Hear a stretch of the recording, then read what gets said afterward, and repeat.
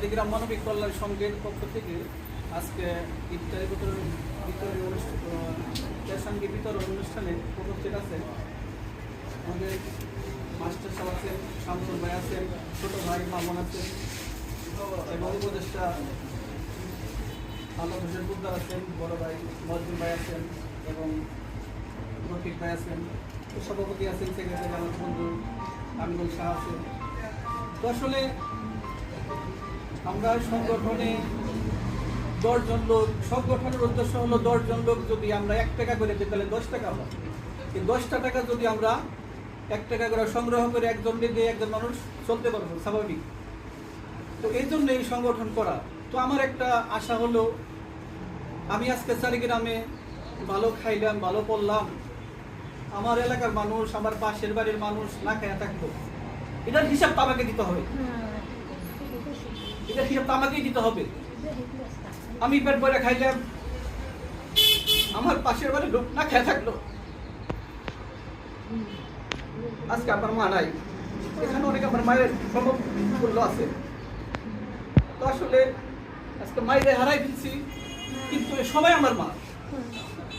আমি থাকতে যেন চারিগ্রামের কোনো মানুষ, অসহায় মানুষ যেন না খেয়ে না থাকে, সবাই আমার নাম্বার রাখবে।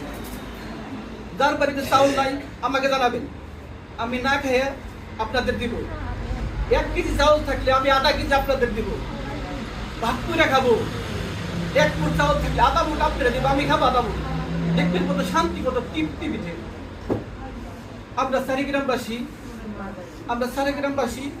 আমরা একটা ফ্যামিলির যদি কোনো মানুষ যদি সমস্যায় থাকে, আরেকজন ফ্যামিলি মেম্বার একটু কষ্ট লাগে, তদ্রূপ কোনো আমাদের কোনো দুনিয়ার কোনো চাহিদা নাই।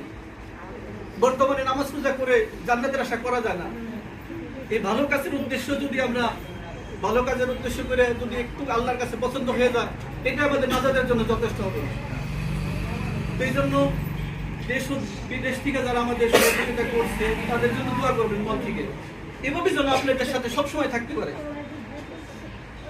সবসময় যেন দুঃখে সুখে 1 মুঠ বা 2 জনে ভাত করে খাইতে পারি।